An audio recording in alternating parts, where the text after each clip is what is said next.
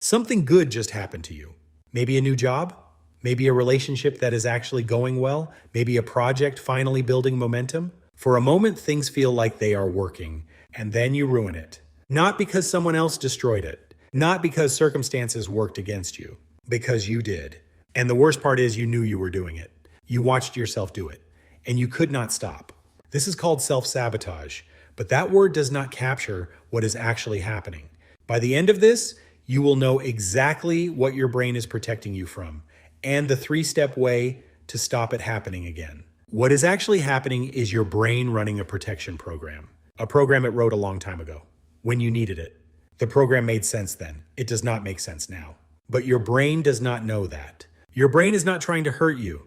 It is trying to protect you from something it learned was dangerous. Here is what your brain learned was dangerous: having something to lose. When you had nothing, you could not be hurt by losing it.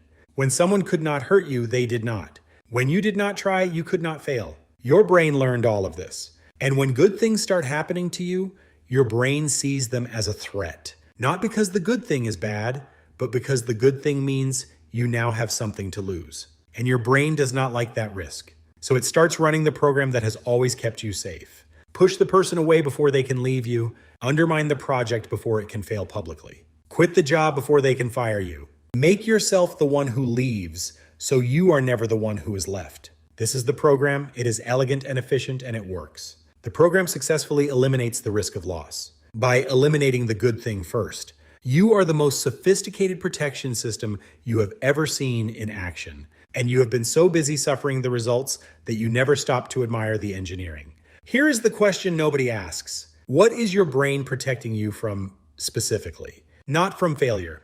You are fine with failure. You have failed before and survived.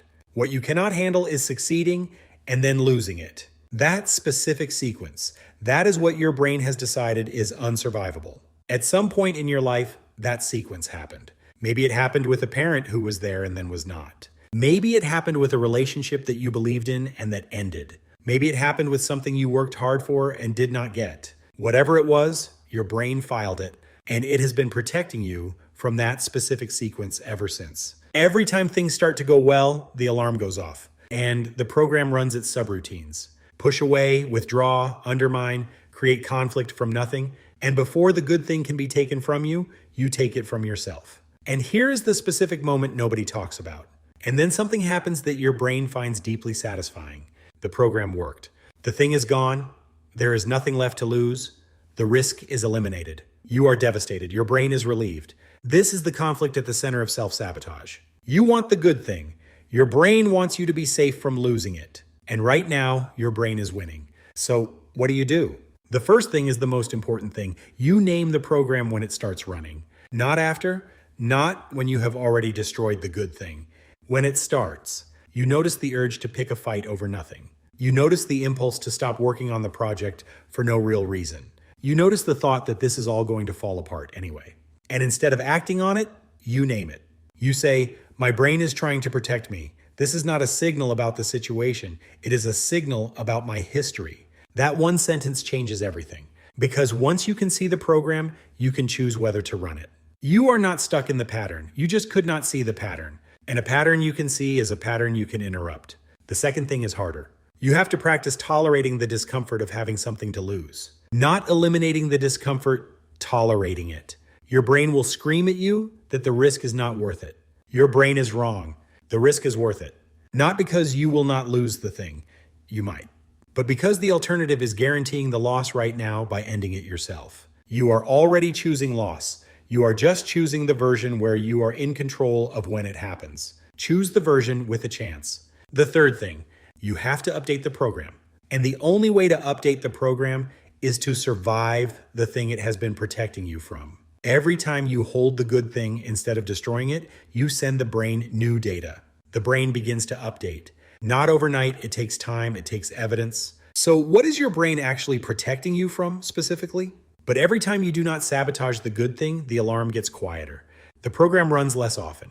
And eventually, you find that you can hold the good thing without the constant background terror of losing it. Not because the risk of loss is gone, but because you have learned that you can survive it. You already have. Every loss you have ever experienced, you survived. Every ending, every disappointment, everything that did not work out. You survived all of it. Your brain has not updated that information. It is still running the code from the version of you that had not survived yet. But you have survived, and that changes what you are capable of handling. Your brain needs to know this. And the only way to tell it is to hold the good thing and let it watch you not fall apart. Let it watch you be afraid and hold on anyway. Let it watch you be uncomfortable and not run. Let it watch you stay. Here is what I want you to understand about yourself. You are not broken. You are not self-destructive by nature. You are someone whose brain wrote a protection program a long time ago and has been running it faithfully ever since. Your brain is not your enemy. It is running old code on new problems. Your job is not to fight it. Your job is to update it. There is one more piece, and it is the piece that actually makes this stop happening. And you update it by doing the thing it is afraid of and surviving. Over and over, until one day the good thing happens and the alarm does not go off. And you realize that you are allowed to have good things. That good things are not inevitably going to be taken. That you are capable of holding them. The good thing does not need protecting from the world. It needs protecting from you. And you are the only one who can do that. So the next time something good happens and you feel the urge to ruin it, notice it, name it, and then hold the good thing anyway. Not because the fear is gone, not because you are certain it will last, but because you have decided that you are someone who holds on